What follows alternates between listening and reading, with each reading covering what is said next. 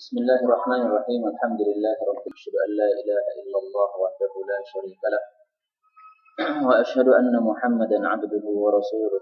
Allahumma shalli wa sallim wa barik ala Muhammad wa ala ali Muhammad kama shallaita ala Ibrahim wa ala ali Ibrahim innaka Hamidum Majid. Wa barik ala Muhammad wa ala ali Muhammad kama barakta ala Ibrahim wa ala ali Ibrahim innaka Hamidum Majid. Amma ba'd. Kemarin kita sudah membahas tentang beberapa kesalahan yang dilakukan umat Islam di masjid-masjid mereka. Sekarang kita melanjutkan bahasan yang semisal, yaitu yang saya beri judul dengan akhta fi thiyabis shalah. Kesalahan-kesalahan yang biasa dilakukan umat Islam dalam masalah baju yang digunakan untuk salat. Dan kajian ini juga bisa didengarkan di Radio Suara Front 88,5 FM, insyaallah di waktu-waktu yang lain. Pertama, sebelum saya sampaikan materi ini, maka saya sampaikan dulu beberapa maraji alias kitab-kitab rujukan yang menjadi rujukan bagi kajian yang saya sampaikan ini.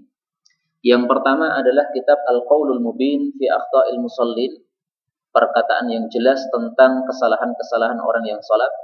Ini ditulis oleh Syekh Masyhur, seorang ulama dari Yordania. Kemudian Kutubus Sittah, kemudian Sahihul Jami' As-Shaghir wa Ziyadatuh, ini karya Syekh Al-Albani. Demikian juga sebagian kitab-kitab fikih yang lainnya yang tidak saya sebutkan satu persatu. Al-khata'ul awal, kesalahan yang pertama adalah as-salatu fi thiyabil hazifah, ya'ni ad-dayyiqah. Salat dengan memakai baju atau celana yang sempit. Dan yang dimaksud sempit ini yang menyebabkan bentuk tubuh kita terlihat. Dan ini hukum berlaku tidak hanya untuk perempuan saja. Karena sebagian orang menganggap bahwasanya perempuan tidak boleh menampakkan atau menonjolkan bagian tubuhnya yang menonjol. Tapi juga sebenarnya laki-laki hukumnya sama. Jadi laki-laki memakai celana yang sangat ketat sehingga pantatnya itu kelihatan, ya, nongol dua. Kemudian dia melakukan sholat, sujud dalam keadaan pantatnya nongol. Nah, ini seperti ini termasuk kesalahan di dalam sholat. Karena aurat laki-laki itu adalah antara pusarnya sampai dengan lututnya. Nah, berarti pantat ini termasuk aurat. Nah, kalau sholat dalam keadaan pantatnya menonjol karena saking ketatnya pakaian itu, ini termasuk sebuah kesalahan. Seolah-olah dia belum memakai celana. Karena yang namanya aurat itu harus ditutup sehingga tidak boleh terlihat, yang pertama. Yang kedua harus ditutup sehingga tidak membentuk. Kalau dia itu sudah tertutupi tapi masih membentuk, berarti belum menutupinya. Kalau dia itu sudah ditutupi tapi sangat tipis sehingga menerawang terlihat, itu juga belum dianggap menutupinya. Maka ini kesalahan bagi sebagian kaum laki-laki yang terlalu ketat celananya sehingga menonjolkan lekuk atau bentuk dari pantatnya itu. Dan ini hukumnya tidak hanya untuk perempuan, laki-laki juga sama hukumnya. Memang kalau perempuan itu lebih dahsyat, ya, lebih besar, akan tapi laki-laki hukumnya adalah sama, yaitu tidak boleh menampakkan bentuk dari auratnya. Karena itu, Syekh Masyhur di dalam kitabnya Al-Qaulul Mubin itu menyarankan kaum laki-laki itu kalau memakai baju di dalam salat itu sebaiknya baju yang menutupi bagian pantatnya. Ya, mungkin seperti baju yang saya pakai ini, panjang, ya, atau baju yang digunakan orang-orang Pakistan, biasanya menutupi bagian pantatnya, itu bagus. Nah, celana itu menurut para ulama ada dua macam, ada celana yang luas, ada celana yang sempit. Nah, yang kita bicarakan dalam kesalahan ini adalah celana yang sempit saja. Kalau celana yang luas seperti yang kita pakai, biasanya ini insya Allah tidak ada masalah. Syekh Al-Albani mengatakan bahwasanya celana yang sempit itu mendapatkan dua musibah. Terdapat dua musibah di dalamnya. Musibah yang pertama adalah tasyabbuh, menyerupai orang-orang kafir. Karena celana yang sempit seperti itu, atau seperti istilahnya dalam bahasa kita mungkin celana pensil, Pak. Nah, itu seperti itu adalah tasyabbuh terhadap orang-orang kafir, menyerupai orang-orang kafir. Yang kedua, musibahnya adalah sama dengan menampakkan auratnya di dalam salatnya, dan itu menyebabkan salatnya rusak. Kesalahan yang kedua, al-khata'u tsani, as-salatu fi thiyabir raqiqah asy-syaffafah. Salat dengan memakai baju tipis. Jazakallahu. Dan yang dimaksud dengan baju tipis itu adalah baju yang menyebabkan kulit tubuh kita tampak. Tapi kalau kulit tubuh kita tidak tampak, itu berarti sudah tidak dianggap sebagai tipis. Jadi tipisnya itu bukan dari sisi ketika kita pegang tebal atau tipis, bukan, ya. Tapi kalau dia itu terlihat bagian dalamnya, nah itu berarti tipis yang dimaksud dalam masalah ini. Sehingga kalau kainnya itu tipis, ketika kita pegang itu tipis, tapi dia menutupi bagian kulit kita, maka ini tidak ada masalah, bukan termasuk kesalahan. Umar bin Khattab radhiyallahu taala anhu mengatakan, "Idza wasa'allah fa'ausin." Kalau Allah itu memberikan kelonggaran hidup dan kelonggaran rizki untuk kalian, maka longgarkanlah. Artinya jangan memakai baju yang tipis sehingga itu menampakkan kefakiran kita. Tapi tampakkanlah bahwasanya kita mendapatkan rizki dari Allah Subhanahu wa taala. Ibnu Umar radhiyallahu taala anhu pernah melihat budaknya yang bernama Nafi' itu salat dengan memakai satu baju.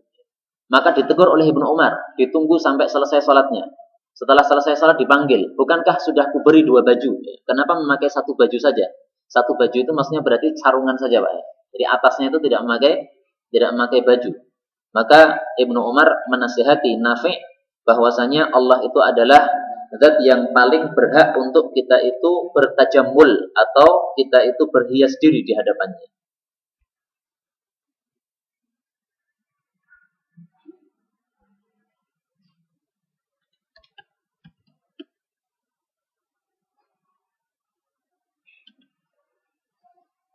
Baik. Sebenarnya hadis tersebut, perkataannya Ibnu Umar bahwasanya kita harus berhias di hadapan Allah, itu ada hadis dari Nabi Shallallahu Alaihi Wasallam. Akan tapi saya tidak ingat apakah hadisnya itu sahih ataukah dhaif, ya. Sehingga saya berusaha untuk mencari di sini di dalam Maktabah Syamilah dengan kata-kata tajamul, tapi ternyata tidak ada. Ya, ala kulli hal itu perkataan Ibnu Umar kepada Nafi' bahwasanya Allah adalah zat yang paling berhak untuk kita itu berhias di hadapannya. Sehingga kalau seorang suami berhias di hadapan istrinya, maka semestinya berhias juga di hadapan Allah Subhanahu wa taala.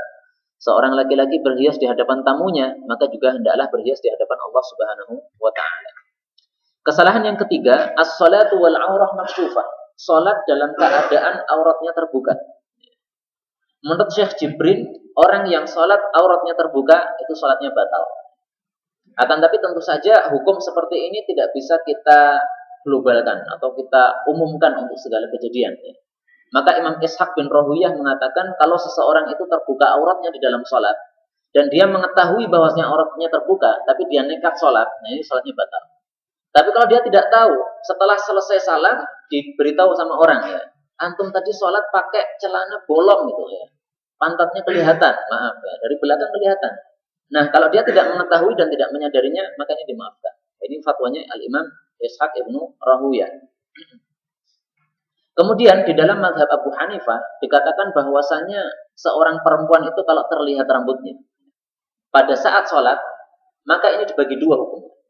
Kalau rambutnya yang kelihatan itu sangat banyak, terlalu banyak, lebih banyak yang terlihat daripada yang tidak terlihat, maka ini membatalkan sholat. Tapi kalau yang terlihat itu hanya sedikit, misalnya satu helai saja. Satu helai saja yang terlihat, maka ini tidak membatalkan salatnya. Tapi tentu saja kalau seorang wanita melihat ada satu helai rambutnya itu terbuka pada saat salat, hendaklah dia menutupinya, masukkan ke dalam jilbabnya lagi. Tidak boleh dia bersengaja memperlihatkan atau membiarkan salah satu auratnya itu terbuka di dalam salatnya. Dan rambut wanita ini termasuk auratnya, maka harus ditutupi pada saat salat. Kalau tidak berarti salatnya batal. Nah, ini kita harus memahami fatwa Syekh Jibrin yang mengatakan bahwasanya salatnya batal ketika terlihat aurat itu dengan pemahaman ulama-ulama yang lain. Yaitu kalau dia sengaja maka batal, tidak sengaja tidak batal. Kalau rambutnya hanya satu helai saja maka itu tidak batal. Tapi kalau banyak rambutnya yang terlihat, nah itu baru yang batal. Wallahu taala alam bissawab. Ini saya sampaikan kenapa? Karena pernah ada pengalaman. Jadi beberapa santriwati dari pesantren saya Al-Islam itu dikirim ke Probolinggo. Nah, di sana mazhabnya itu adalah mazhab Syafi'i. Dalam mazhab Syafi'i itu kalau ada satu helai rambut wanita kelihatan, sengaja atau tidak sengaja, dia tahu atau tidak tahu, maka hukumnya sama, yaitu salatnya batal, harus diulang. Sehingga beberapa kali, ya tidak hanya satu kali, beberapa kali imamnya, yaitu ustadzahnya itu setelah selesai salat, ya, misalnya jam 6 sudah salat maghrib, ya, setengah 7 tiba-tiba dipanggil pengumuman, semua santriwati kembali lagi ke masjid. Kenapa? Ternyata tadi ustazah sholat dalam keadaan satu helai rambutnya terlihat. Dan ustazah tidak tahu, baru diberitahu oleh orang setelah itu. Maka dipanggil lagi semuanya kembali ke masjid, sholat jamaah, sholat maghrib lagi. Karena dianggap sholatnya imamnya batal, maka sholatnya makmumnya semuanya juga batal. maka mengulangi bareng-bareng bersama. Nah, seperti ini adalah di dalam mazhab Syafi'i dan juga di dalam mazhab Hambali. Akan tapi insya Allah yang lebih tepat adalah apa yang sudah saya sampaikan di awal tadi, bahwa itu hukumnya diperinci. Kemudian, menurut mayoritas para ulama, apabila seorang wanita itu terlihat auratnya, misalnya rambutnya ya, maka dia itu mengulangi sholatnya, meskipun dia itu sudah keluar dari waktu sholat. Anggaplah sholat maghrib. Maghrib itu kan selesainya sampai jam 7 lebih seperempat kalau di sekarang ini. Maka meskipun dia itu mengetahui bahwasanya auratnya terbuka, itu baru jam 8, jam 8 malam baru tahu, maka sholat maghribnya tetap harus diulangi lagi. Ini menurut mayoritas para ulama, tapi tentu saja cara memahami fatwa ini sama dengan yang sebelumnya, yaitu harus dibedakan antara sengaja dan tidak sengaja, atau mengetahui dan tidak mengetahui, dan juga harus dibedakan antara terlihat sedikit atau terlihat banyak. Wallahu a'lam bis-shawab. Kemudian yang terakhir dalam masalah ini adalah bahwasanya kakinya perempuan itu termasuk aurat, demikian juga hastanya perempuan ini termasuk aurat. Sehingga kalau seorang perempuan sholat, kemudian ininya terbuka seperti ini, nah ini terbuka kelihatan, maka ini sholatnya batal, karena termasuk aurat. Demikian juga kalau dia tidak memakai kaos kaki, kemudian pada saat sujud, kemudian terbuka itunya, ya, karena saking pendeknya gaun yang dia pakai, maka berarti sholatnya tidak sah, ya, karena apa? Terlihat auratnya. Karena itu kalau perempuan tidak memakai kaos kaki di dalam sholat, maka hendaklah dia memakai rukuh yang panjang yang menutupi kakinya, sehingga ketika sujud dan sebagainya semuanya tertutupi. Kesalahan yang keempat, sholatu musbilil izar, sholat dalam keadaan isbal. Tentu saja ini hukumnya khusus untuk laki-laki, karena isbal itu adalah hukum khusus larangannya untuk laki-laki. Perempuan tidak dilarang untuk isbal. Yang saya maksud isbal dalam masalah ini adalah menutupi mata kaki. Jadi sarung kita terlalu panjang sampai mata kaki kita tertutupi, atau celana kita terlalu panjang sampai mata kaki kita tertutupi. Nah, ini berarti sholatnya adalah sholat orang yang isbal. Apa kata Nabi Shallallahu Alaihi Wasallam tentang masalah sholat yang isbal? Ada dua hadis minimal. Yang pertama adalah Rasul Shallallahu Alaihi Wasallam mengatakan sholatnya orang yang isbal tidak diterima oleh Allah Subhanahu Wa Taala. Layak balullah, Allah Subhanahu Wa Taala tidak menerima salata rajulin, seorang laki-laki yang musbilin. Ini diriwayatkan oleh Abu Dawud. Innallaha ta'ala, sesungguhnya Allah Ta'ala la yaqbal, tidak menerima salat rajulin musbil, seseorang yang salatnya itu dalam keadaan memanjangkan izarahu, sarungnya, alias sampai menutupi mata kakinya. Dan kata-kata izar ini bisa diartikan sarung, tapi juga berfungsi untuk celana, sama saja hukumnya. Ini hadisnya riwayat Abu Dawud, dan derajatnya menurut Al-Imam An-Nawawi sanadnya sahih. Menurut Syekh Ahmad Syakir dari Mesir, hadisnya ini sahih. Tapi menurut Syekh Al-Albani, hadisnya dhaif. Jadi masih diperselisihkan ulama hadis ini, apakah sahih ataukah dhaif. Akan tapi saya pribadi lebih cenderung kepada bahwasanya hadis ini adalah hadis yang sahih. Diriwayatkan, disahihkan oleh Al-Imam Nawawi, juga Syekh Ahmad Syakir. Demikian juga ada hadis yang semisal ini. Anggaplah ini hadisnya dhaif ya. Ada hadis yang semisal ini, yaitu yang melarang orang isbal di dalam salatnya. Nabi mengatakan, innalladzi, sesungguhnya orang yang yajurru thawbahu, menyeret kainnya, maksudnya itu menutupi mata kakinya sampai menyeret ke tanah, sampai menempel tanah kainnya itu. Minal khuyala, karena sombong, fis sholati, di dalam salatnya, itu laisa minallah, itu dia itu tidak berada dari Allah, fi hillin, di dalam kehalalan, wala haramin, dan tidak pula di dalam keharaman. Maksudnya apa? Dia itu tidak direken oleh Allah Subhanahu Wa Taala. Allah tidak peduli sama dia. Ini tafsir yang pertama. Tafsir yang kedua, Allah itu tidak mau mengampuni dosa-dosanya. Tafsir yang ketiga, laisa minallah, maksudnya dia itu tidak berada di dalam agamanya Allah, tidak berada di dalam agama Islam.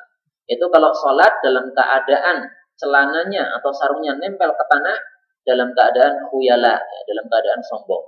Sehingga kalau dalam hatinya tidak ada perasaan sombong, menurut sebagian ulama, maka tidak termasuk hadis ini, akan tapi dia tetap berdosa berdasarkan hadis yang pertama tadi. Wallahu a'lam bishawab. Ala kulli hal, hendaklah seorang laki-laki ketika sholat itu memperhatikan jangan sampai kain sarungnya atau celananya itu isbal. Al-Imam Ibnul Qayyim mengatakan bahwasanya isbal itu adalah merupakan perbuatan maksiat, sehingga pernah ada seseorang yang sholat dalam keadaan isbal, maka disuruh oleh Nabi Shallallahu Alaihi Wasallam untuk keluar lagi dari masjid, wudhu lagi, sholat lagi. Nah, perintah Nabi supaya dia wudhu lagi dan sholat lagi, ini tidak menunjukkan bahwasanya sholatnya tidak sah, tidak. Tapi ini untuk menunjukkan bahwasanya isbal itu maksiat. Nah, supaya maksiat atau dosa ini dihapuskan oleh Allah dosanya, maka disuruh wudhu. Ya, karena wudhu ini menghapuskan dosa. Kemudian disuruh sholat, karena sholat ini juga menghapuskan dosa juga. Jadi perintah untuk mengulangi sholat bukan berarti sholatnya tidak sah. Orang yang sholatnya itu dalam keadaan isbal, memang sholatnya sah, yaitu menggugurkan kewajiban dia. Akan tapi tidak diterima oleh Allah Subhanahu wa Ta'ala. Ya, menggugurkan kewajiban, akan tapi tidak ada pahalanya. Dengan kata lain seperti itu. Kemudian Syekh bin Baz ketika ditanya oleh seorang muridnya, bagaimana menurut antum, bagaimana kalau ada seorang imam yang imamnya itu isbal, sholatnya dalam keadaan isbal. Apakah kita sebagai makmum harus pergi ke tempat yang lain, ke masjid yang lain, mencari imam yang tidak isbal? Jawabannya adalah menurut beliau tidak. Karena orang yang sholatnya isbal itu sholatnya tetap sah. Nah, kalau imamnya salatnya sah, maka makmumnya belakangnya juga sah, sehingga tidak ada masalah. Dan hukumnya orang seperti ini, menurut Syekh Ibnul Baz, itu sama dengan orang yang ahli bid'ah. Ahli bid'ah menjadi imam bagi kita. Salat kita sah nggak? Salatnya sah. Ya. Selama bid'ahnya itu bid'ah yang tidak sampai kepada derajat kekafiran. Karena bid'ah itu dibagi dua. Bid'atun mufassiqah, bid'ah yang menyebabkan orang jadi fasik. Ada bid'atun mukaffirah, bid'ah yang menyebabkan orang jadi kafir. Kalau ada orang Syiah mengatakan bahwasanya Al-Quran ini sudah berubah. 30 juz ini sudah dikurangi. Mestinya bukan 30, tapi 40 juz misalnya. Ya, ini kafir. Maka orang Syiah seperti ini, kalau imam menjadi imam pada salat kita harus diulangi. Ya. Tapi kalau ada orang Syiah yang termasuk Syiah yang usuli, Syiah usuli itu yang mengatakan bahwasanya Al-Quran lengkap. Ya. Dan dia menolak Syiah yang ikhbari, yang mengatakan Quran sudah berubah. Syiah yang usuli, yang dia itu tidak membawa kekafiran-kekafiran di dalam syiahnya, dia hanya orang sesat saja, tidak sampai kepada derajat kafir, maka dia mengimami salat kita, itu salat kita masih sah. Tidak usah diulangi, nggak ada masalah. Nah, ini pendapat para ulama-ulama kita, saya sekedar menukil dari mereka saja. Sehingga orang Khawarij misalnya, yang Khawarij itu kata Nabi adalah anjing-anjing neraka, dalam hadis yang sahih sudah kita bahas dulu, maka orang Khawarij menjadi imam bagi kita, nggak ada masalah. Karena bid'ahnya orang Khawarij itu tidak sampai kepada kekafiran, tapi hanya kepada kefasikan saja. Demikian juga orang Jahmiyah, demikian juga orang Asy'ariyah bagi yang berpendapat bahwa Asy'ariyah itu bukan ahli sunnah. Ya. Demikian juga Qadariyah dan juga madhab-madhab sesat yang lain di dalam agama Islam ini, di dalam kaum muslimin ini, maka hukumnya adalah sama, yaitu kalau bid'ahnya tidak sampai kepada kekafiran, maka salatnya masih sah, boleh menjadi imam. Kesalahan yang kelima, sadlu thawbi wa talassum fi shalah. Melakukan sadel dan menutupi mulut pada saat salat. Yang dimaksud sadel itu apa? Para ulama berbeda pendapat mengartikan sadel ini. Ada yang mengartikan sadel itu adalah nama lain dari isbal tadi. Ada yang mengartikan sadel itu adalah meletakkan baju di atas pundak kita, kemudian tanpa terikat pada tubuh kita. Artinya misalnya orang memakai jaket ya, nah jaketnya itu cuma ditempelkan di pundaknya saja. Bajunya atau pangannya tidak masuk pada lengan itu ya, lengan jaketnya. Itu namanya sadel. Nah itu dilarang oleh Nabi Shallallahu Alaihi Wasallam. Kenapa? Karena orang yang melakukan sadel ini nanti akan tersibukkan di dalam salatnya. Pada saat dia Allahu Akbar, jaketnya kan akan lepas gitu. Maka dia akan tersibukkan untuk menahan jaketnya tadi supaya tidak lepas. Maka itu termasuk sadel yang dilarang oleh Nabi Shallallahu Alaihi Wasallam. Apa hadisnya? Hadisnya mengatakan as-sadel. Ya, kita ketik as-sadel, kemudian kita pilih yang hadis yang sahih, akan muncul hadisnya.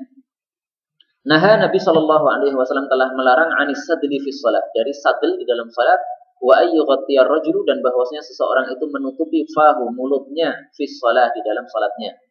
Ini hadis diriwayatkan oleh Imam 4 dari Abu Hurairah dan derajatnya adalah hasan. Maka dalam hadis ini ada dua larangan, yaitu pertama larangan sadel dan yang kedua adalah larangan talassum. Talassum itu adalah menutupi mulut kita pada saat salat. Dan menutup mulut pada saat salat ini, para ulama mengatakan hukumnya sama laki-laki perempuan. Sehingga kalau perempuan yang memakai cadar, maka cadarnya ini dilepas pada saat salat. Cadarnya apa? Dilepas pada saat salat. Kemudian para ulama juga mengatakan diperbolehkan seseorang itu melakukan talassum alias menutupi mulutnya pada saat salat kalau ada keperluan. Misalnya keperluan itu apa? Menguap. Karena Nabi mengatakan kalau seseorang menguap maka hendaklah menahan. Maka pada saat menguap di dalam salat jangan dibiarkan terlalu terlepas gitu, tapi ditutup. Tapi kalau menguapnya sudah selesai, buka lagi, nggak boleh dilanjutkan. Ya. Orang memakai masker pada saat sholat, menutupi mulutnya seperti ini, itu nggak boleh. Maka pada saat dulu terjadi gunung meletus itu ya, sebagian ikhwan di Solo ada yang pakai masker pada saat sholatnya. Ini nggak boleh seperti ini. Kecuali kalau terpaksa, mungkin antum hidupnya di dekat gunung Kelut sana ya. Terlalu banyak abunya ini yang bertebaran, sampai di dalam masjid juga ada abu juga. Nah itu boleh karena terpaksa. Tapi kalau di Solo kan abunya sedikit, yang ada hanya di jalan-jalan saja. Dalam masjid sudah nggak ada abu lagi, ya, maka nggak boleh memakai masker itu. Dan talassum ini ada dua macam, yaitu pertama menutupi mulut, dan ini sudah saya bacakan dalilnya tadi. Yang kedua adalah menutupi hidung. Kalau menutupi hidung, maka tidak ada dalilnya dari Nabi Shallallahu Alaihi Wasallam. Adanya riwayat dari Umar bin Khattab bahwasanya beliau itu juga tidak menyukai hal itu. Artinya disamakan oleh Umar bin Khattab menutupi hidung pada saat sholat dengan menutupi mulut kita. Karena itu kalau misalnya ada seseorang sholat kemudian menutupi dengan masker pada hidungnya saja, mulutnya tidak ditutupi, jadi masker yang kecil misalnya, maka itu menurut Umar bin Khattab hukumnya makruh, akan tapi menurut ulama-ulama yang lain tidak ada masalah. Jadi dalam masalah menutup hidung ini para ulama berbeda pendapat. Yang pertama mengatakan itu dilarang. Kenapa? Karena Umar bin Khattab memakruhkan. Yang pendapat kedua mengatakan tidak dilarang. Karena dalam hadis yang kita bacakan tadi, coba kita ulangi. Wa ayyughattiyar rajulu fahu. Nabi cuma menyebutkan fahu, mulutnya saja. Sehingga hidung karena tidak disebutkan oleh Nabi, maka jangan disama-samakan. Kalau Nabi menyebutkan mulut saja sudah, mulut saja. Jangan disamakan hukumnya dengan yang lain-lainnya. Maka untuk yang mulut sepakat para ulama harus dibuka, tapi kalau untuk yang hidung maka diperselisihkan. Demikian juga para ulama mengatakan kalau seorang perempuan yang memakai cadar, kemudian di situ masjidnya masjid yang terbuka, laki-laki bisa melihat wanita tadi, maka diperbolehkan tetap memakai cadar. Tapi kalau seperti masjid kita ini, antara laki-laki dengan perempuan ada siternya, ada penutupnya, maka wanita hendaklah membuka cadarnya, karena menutupi mulut pada saat sholat itu dilarang oleh Rasul Sallallahu Alaihi Wasallam. Kesalahan yang keenam, kaffu tsaubi fi shalah, yakni tashmiruhu. Sholat dengan menyingsingkan baju kita. Dan dalam hal ini para ulama berbeda pendapat menjadi dua pendapat. Pendapat pertama, mayoritas ulama mengatakan bahwa hukum menyingsingkan baju pada saat sholat ini hukumnya sama saja, baik menyingsingkannya itu karena sholat atau karena kebiasaan. Misalnya, ada orang punya kebiasaan pakai baju itu selalu dilinting ini, Pak. Sehari-harinya itu dilinting. Nah, maka pada saat sholat ini lintingannya harus dilepas. Pada saat mau sholat, tidak boleh dilinting seperti itu. Karena itu termasuk menyingsingkan baju. Tapi menurut Imam Malik, bahwasanya yang dimaksud dilarang di dalam masalah sholat ini adalah kalau dia itu menyingsingkannya hanya karena sholat saja. Kebiasaan hariannya dia tidak menyingsingkan. Tapi pada saat dia mau sholat, maka disingsingkan. Kenapa? Supaya nanti bajunya ini tidak mengenai tanah. Karena kalau mengenai tanah, maka akan cepat kotor. Ya. Maka itulah yang dilarang oleh Nabi Shallallahu Alaihi Wasallam. Akan tapi karena di sini ada perselisihan pendapat, sebaiknya kita tidak usah memakai baju yang tersingsingkan. Ya. Artinya jangan membiasakan memakai baju yang tersingsingkan seperti itu, sehingga kita kalau sholat harus terpaksa untuk melepaskannya. Dan kemudian para ulama berpendapat bahwasanya larangan dalam masalah ini tidak sampai kepada haram, tapi hanya makruh saja. Nah, karena larangannya hanya makruh saja, maka sepakat para ulama bahwa sholat orang yang bajunya tersingsingkan itu adalah sholatnya tetap sah, tidak batal. Itu sudah disepakati oleh para ulama. Kecuali satu ulama saja, Imam Hasan Al-Basri, dia mengatakan sholatnya harus diulangi dari awal.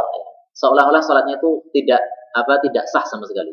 Tapi ini karena pendapat satu orang saja, dan itu menyelisih mayoritas para ulama, maka sehingga itu dianggap sebagai pendapat yang syadz atau pendapat yang janggal, dan tidak dianggap sebagai pendapat yang benar.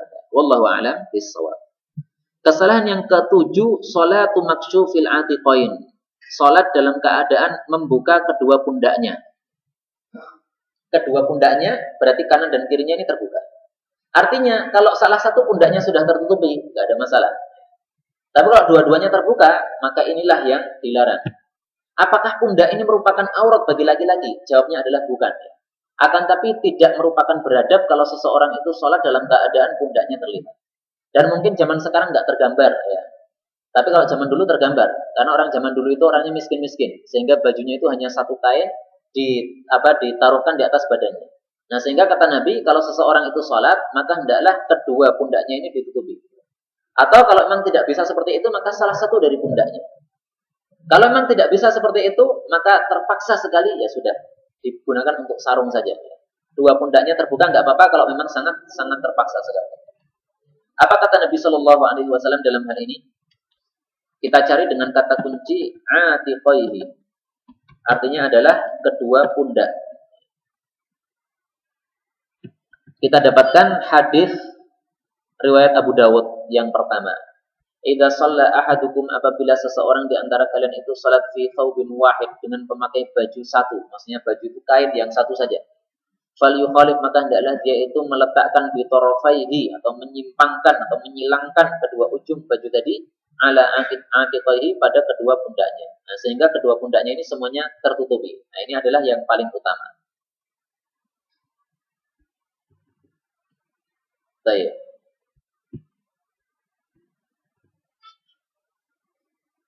Hadis yang kedua tidak berkaitan. Sehingga kalau seseorang misalnya sedang melakukan ibadah umroh atau haji, ya, kemudian dia melakukan tawaf, pada saat tawaf kudum itu kan disunahkan bajunya ini kan diselimpangkan gini, Pak. Jadi yang kiri ini pundaknya tertutupi kain, sementara yang kanan ini pundaknya terbuka. Nah, kalau sudah selesai tawaf, itu kan disunahkan sholat 2 rakaat. Nah, hendaknya pada saat sholat 2 rakaat ini pundak yang kanan ini ditutupi. Sehingga baju ihramnya itu diubah, ya, diubah cara pemakaiannya sehingga kedua pundaknya tertutupi. Meskipun memang bukan merupakan aurat, akan tetapi itu merupakan adab kepada Allah Subhanahu wa taala. Kemudian para ulama mengatakan karena pundak ini bukan merupakan aurat, sehingga kalau sudah kita tutupi dengan kain, meskipun kain itu sangat tipis sehingga masih terlihat pundak kita, itu sudah mencukupi. Karena yang penting itu ditutupinya, ya. Karena bukan aurat. Kalau aurat itu harus ditutupi, juga harus tidak terlihat. Tapi karena pundak bukan aurat, yang penting ditutupi saja. Terlihat, nggak ada masalah. Kesalahan yang ke-8, as-salatu fi thawbil ladzi 'alaihi surah. Nah, ini kebanyakan orang Indonesia melakukan ini. Salat dengan memakai baju yang bergambar. Yang dimaksud bergambar ini maksudnya adalah tidak polos. Jadi gambar itu jangan dibayangkan harus gambar makhluk gitu. Misalnya gambar pohon, gambar binatang, gambar pesawat terbang. Tidak harus begitu. Pokoknya kalau ada kotak-kotaknya misalnya, atau ondol-ondolnya, ya, bunder-bundernya, itu semuanya hukumnya sama. Ya, itu pokoknya gambar itu namanya. Bahkan garis-garis itu namanya juga gambar. Ya. Sehingga itu tidak disukai. Maka yang disukai itu adalah baju yang polos. Kenapa? Karena Nabi Shallallahu Alaihi Wasallam pernah diberi oleh seseorang yang namanya adalah Abi Jaham. Abu Jaham ini memberikan Nabi baju yang tidak polos. Baju yang tidak polos ini dipakai oleh Nabi dengan sholat, pada saat sholat. Pada saat beliau sholat, ini melirik kepada gambar yang ada pada bajunya. Atau warna yang ada pada bajunya itu. Setelah itu beliau mengatakan, setelah sholat ya, idhabu bihadihil khamisah. Pergilah dengan membawa baju yang tidak polos ini ila Abi Jahmin, kepada Abu Jaham bin Hudzaifah yang sudah menghadiahkan kepada saya. Wa'tuni bi'ambijaniyatihi, dan datangkanlah kepada saya baju polos yang diberikan oleh Abu Jaham. Fa innaha alhadni, karena baju yang tidak polos tadi itu melalaikan saya anifan tadi fi sholati, di dalam salat saya. Dan ini hukumnya adalah tidak hanya untuk baju saja. Baju, demikian juga tembok yang ada di depan kita pada saat kita sholat, itu juga hendaklah tembok yang polos, ya, jangan bergambar-gambar. Sehingga tidak benar kalau di temboknya imam itu ditulisi ayat kursi misalnya, atau dikasih gambar orang sujud. Kemudian gambar itu adalah merupakan kaligrafi, bentuknya orang sujud. Itu bukan merupakan sunnah Nabi Shallallahu Alaihi Wasallam, bahkan itu menyelisihinya. Demikian juga sajadah yang kita pakai, itu juga hendaklah tidak ada gambarnya. Maka alhamdulillah di masjid ini sajadahnya polos. Kebanyakan masjid itu sajadahnya tidak polos. Seperti ini, Pak. Nah, ini nggak polos ini. Ini mestinya diganti. Ya. Karena itu kalau saya ngimami di sini nggak sujud di sini, tapi sujudnya itu di depannya situ. Karena yang situ yang polos, ya. Sehingga pandangan mata saya tidak melihat kepada gambarnya. Ya memang ini bukan merupakan sebuah maksiat atau dosa, bukan ya, tapi kekurangan saja. Ya. Dan sebaiknya kita ini mengambil sesuatu yang sempurna di dalam sholat kita, bukan mengambil sesuatu yang kelonggaran saja. Ya. Akan tapi kita memilih yang lebih sempurna lagi. Karena itu saya membiarkan ini ya, tidak saya ingkari, akan tapi kalau memang ada yang polos itu lebih baik lagi. Tapi memang saya sudah pernah mencoba Pak, pergi ke tempat penjual gini, kata dia itu nggak ada sajadah, nggak polos itu nggak ada, katanya gitu ya. Maka ini mohon dimaafkan saja. Tapi kalau ada nanti diganti aja gitu.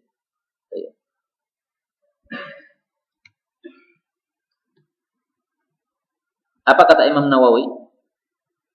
Imam Nawawi mengatakan bahwasanya tukrahus salatu fihi wa ilaihi wa alaihi.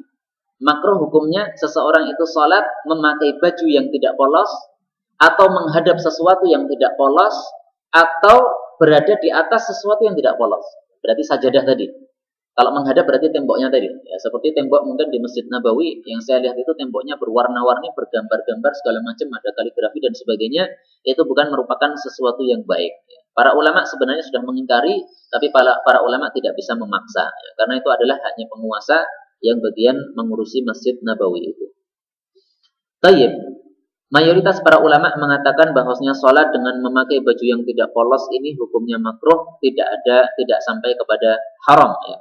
Dan sholatnya sah karena Nabi pada saat memakai baju dari Abu Jaham tadi itu sholatnya tidak diulangi tapi tetap dianggap sebagai sesuatu yang sah. Kemudian para ulama juga membahas tentang orang yang sholat membawa gambar. Kalau tadi kan sholat memakai baju bergambar, sekarang sholat membawa gambar. Contohnya apa? Sholat kemudian di dalam sakunya itu ada uang 100.000. Gambarnya apa Pak? Ada gambarnya kan? Itu hukumnya gimana? Orang membawa uang 10.000, ada gambarnya. 500, gambarnya monyet. Hukumnya gimana nih? Apakah boleh ataukah tidak? Nah, ini para ulama berfatwa bahwasanya kalau gambar itu tersembunyi, maka ini dimaafkan, tidak ada masalah. Tapi kalau gambar itu tampak, maka itu yang tidak diperbolehkan. Jadi misalnya saya membawa duit itu kan masih masukkan di saku, itu tidak ada masalah, karena gambarnya tidak terlihat. Orang memakai jam tangan misalnya, di dalam jam tangannya itu ada gambar, tapi kecil sekali. Sehingga kalau dilihat akan kelihatan. Tapi kalau orang sambil lalu nggak akan melihat gambarnya itu. Nah ini dimaafkan. Tapi kalau jam yang gede, ya, kemudian gambarnya itu pada seluruh jamnya itu, ya itu termasuk sesuatu yang dilarang di dalam sholat kita karena akan mengganggu terhadap orang yang sholat itu atau orang yang melihatnya pada saat dia sholat bersama atau di sampingnya. Kesalahan yang ke-9 as-sholatu fi thawbil mu'asfar, sholat dengan memakai baju merah. Tapi ini untuk laki-laki. Karena baju merah itu dilarang oleh Nabi Shallallahu Alaihi Wasallam untuk laki-laki. Mari kita lihat hadisnya. Apa kata Nabi Shallallahu Alaihi Wasallam tentang baju merah? Inna hadhihi sesungguhnya baju merah ini min thiyabil kufar, termasuk bajunya orang-orang kafir. Fala talbasuha, maka jangan memakainya. Ya, baju merah itu mungkin kalau di Indonesia itu PDI itu Pak ya. Nah, itu min thiyabil kufar, itu bajunya orang-orang kafir. Saya tidak mengatakan PDI kafir loh ya. Ini Nabi yang mengatakan merah itu bajunya orang-orang kafir. Fala talbasuha, maka jangan pakai merah. Yakni maksudnya adalah mu'asfar, baju yang berwarna merah. Nah sekarang baju yang berwarna merah yang dimaksud dalam hadis ini yang bagaimana? Karena fakta Nabi itu juga pernah memakai baju merah menjadi imam pada saat sholat Idul Fitri. Jawabannya adalah ulama berbeda pendapat dalam hal ini. Pendapat pertama mengatakan yang dimaksud merah ini adalah al-ahmarul buh atau al-ahmarul qani, yaitu merah yang 100% merah. Merah total itu yang dilarang. Tapi kalau merah dicampur hitam atau dicampur putih, ya garis-garis ada merahnya, ada putihnya, maka itu tidak dilarang untuk kaum laki-laki. Maksudnya di luar salat maupun di dalam salat ya tidak dilarang untuk kaum laki-laki. Tapi kalau untuk perempuan nggak apa-apa karena riwayat Ibnu Majah la ba'sa bihafin lin nisa, kaum wanita memakai baju merah silahkan, nggak ada masalah. Pendapat yang kedua Imam Syaukani mengatakan bahwasanya yang dimaksud baju merah yang dilarang ini adalah merah yang merupakan warna celupan. Warna celupan yaitu ada bahan yang biasa digunakan untuk mewarnai kain. Sehingga kalau kain itu dimasukkan pada bahan tersebut maka akan berubah menjadi warna merah. Kalau di Indonesia namanya apa itu Pak? Winter. Nah, winter misalnya. Nah itu contoh mu'asfar. Tapi kalau memang kita membeli kain yang warnanya merah, tidak ada masalah. Itu menurut Al-Imam Asy-Syaukani rahimahullahu ta'ala. Jadi ada sebuah bahan yang terkenal di dalam bangsa Arab yang namanya za'faran. Yang namanya za'faran itu nanti kalau dipakai untuk suatu baju akan menjadi baju yang mu'asfar, yang menjadi merah. Wallahu a'lam bishawab. Nah, sehingga baju-baju yang di Indonesia ini insyaallah meskipun merah akan tapi karena bukan muasfar, maka menurut Al-Imam Asy-Syaukani itu tidak ada masalah dipakai oleh kaum laki-laki. Tapi sebaiknya kita tidak usah memakainya ya kalau itu polos. Tapi kalau itu ada warna yang lain maka silahkan. Sesuai dengan pendapatnya Al-Imam Ibnu Qayyim rahimahullah. Kesalahan yang ke-10, salatu maksyufir ra's. Nah, ini banyak juga orang Indonesia. Salat tanpa kopiah, Pak. Sekarang yang di masjid ini yang pakai kopiah dengan yang tidak pakai kopiah banyak mana nih? Ya, ada yang pakai, ada yang tidak pakai. Nah, salat tanpa kopiah ini menurut para ulama termasuk kekurangan, bukan dosa di dalam salat. Bukan termasuk sesuatu yang menyebabkan salatnya tidak sah, bukan. Akan tapi kekurangan saja. Alias kalau kita itu memakai kopiah, maka itu lebih sempurna salat kita. Adapun dalilnya adalah dalil yang umum. Kalau dalil khusus tidak ada ya. Pakailah kopiah di dalam salat, enggak ada. Ya. Ada orang tidak memakai kopiah kemudian disuruh keluar dari masjid, enggak ada.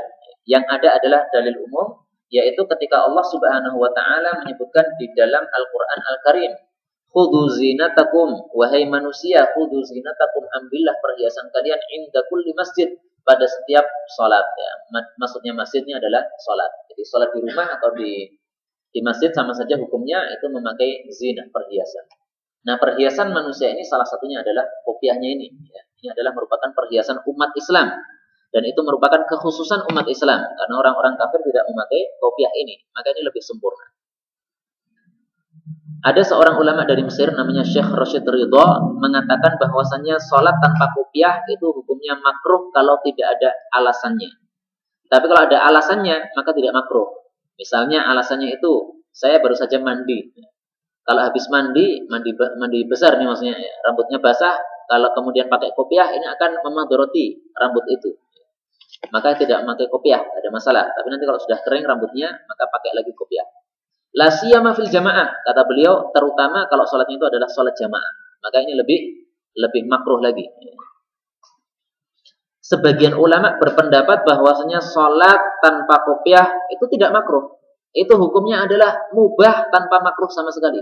Sebagian ulama. Tapi pendapat ini disalahkan oleh Asy-Syaikh Al-Albani rahimahullah. Kenapa? Karena pendapat ini menyamakan antara hukum orang sholat dengan hukum orang haji. Kalau haji itu kan nggak boleh pakai kopiah, Pak. Haji tidak boleh pakai kopiah. Kopiah harus dilepas. Maksudnya pada saat dia ihram itu harus dilepas kopiahnya itu. Nah, menurut ulama ini mengatakan haji itu adalah ibadah. Sholat itu adalah ibadah. Kalau pada saat haji itu tidak boleh memakai kopiah, berarti pada saat sholat tidak memakai kopiah berarti juga mubah. Boleh sama dengan hukumnya pada saat haji ya. Maka kata Syekh Al-Albani dan juga ulama-ulama yang lain, ini merupakan sebuah kias yang sangat batil. Kenapa? Karena ibadah haji itu justru dilarang oleh Nabi Shallallahu Alaihi Wasallam untuk memakai kopiah itu dilarang. Ada larangannya secara khusus. Tapi kalau di dalam sholat kan nggak ada larangannya. Bahkan para ulama-ulama, termasuk para sahabat-sahabat Nabi Ibnu Umar, itu menyuruh para orang-orang untuk memakai kopiah di dalam sholatnya. Maka tidak bisa disamakan antara sholat dengan ibadah haji dalam hal ini. Ya. Memang benar itu sama-sama ibadahnya, tapi dalam hukum memakai kopiah ini hukumnya berbeda. Kemudian ada sebuah kitab judulnya Ad-Dinul Khalis. Di dalam kitab itu disebutkan bahwasanya tidak ada hadis yang sahih sama sekali yang menyebutkan bahwasanya Nabi sholat tanpa kopiah kecuali pada saat ihram saja. Pada saat ihram beliau tidak pakai kopiah meskipun dalam keadaan sholat. Kemudian kalau ada seorang imam yang sholat tanpa kopiah, maka ini imamnya sholatnya sah. Sehingga makmum itu tidak boleh lari, pilih ke masjid yang lain. Saya nggak mau sholat di masjid itu. Kenapa? Karena imamnya nggak pakai kopiah. Ini salah. Ini terlalu tasyaddud. Ini terlalu mengeras-ngeraskan di dalam masalah agama. Karena sudah saya katakan tadi, memakai kopiah itu dalil secara khususnya nggak ada. Adanya adalah dalil umum, yaitu kita disuruh untuk berhias. Sehingga jangan terlalu tasyaddud di dalam hal ini. Jangan terlalu keras dalam menghukumi orang yang tidak memakai kopiah sehingga dianggap sholat di belakangnya tidak baik. Jangan begitu. Kesalahan yang terakhir yaitu yang ke-11 yang saya sampaikan pada majlis malam hari ini adalah as-sholatu fi thawbin maghsub. Sholat dengan memakai baju gosopan atau baju curian ya. Ini termasuk perkara yang salah. Karena sholat itu adalah amalan yang utama, maka hendaklah memakai baju yang baik, jangan memakai baju curian atau baju yang gosop dari orang lain. Gosop itu adalah meminjam tanpa minta izin. Dan para ulama berbeda pendapat dalam masalah sholatnya orang ini. Pendapat pertama mengatakan sholatnya tidak sah, harus diulangi lagi. Cari baju yang halal, ulangi lagi sholatnya. Pendapat yang kedua, dan ini lebih kuat insya Allah, bahwasanya sholatnya tetap sah, tapi dia berdosa. Sholatnya sah karena dia sudah menutupi auratnya. Dia berdosa karena auratnya itu ditutupi dengan baju yang haram. Nah, sehingga nanti, wallahu alam, mana lebih besar? Apakah lebih besar pahala sholatnya, ataukah lebih besar dosa gosopnya? Kalau lebih besar dosa gosopnya, berarti dia bangkrut. Tapi kalau dia itu sama-sama besarnya, maka berarti dia itu sholat tanpa membawa pahala sama sekali, karena sudah terhapus oleh dosanya tersebut. Yang jelas, ghosab itu adalah perkara yang haram, karena Nabi Shallallahu Alaihi Wasallam mengatakan la ghosba, tidak boleh ghosab, dan itu diriwayatkan oleh Al-Imam At-Tabarani rahimahullahu taala. Wallahu taala alam bisawab. Inilah yang dapat saya sampaikan pada malam hari ini. Mudah-mudahan ada manfaatnya untuk kesempurnaan salat kita, dan mudah-mudahan bisa kita lanjutkan pada pertemuan yang akan datang kesalahan-kesalahan yang lain yang berkaitan dengan salatnya kaum muslimin dan termasuk kita. Subhanakallahumma rabbana bihamdika asyhadu an la ilaha illa anta astaghfiruka wa atubu ilaik.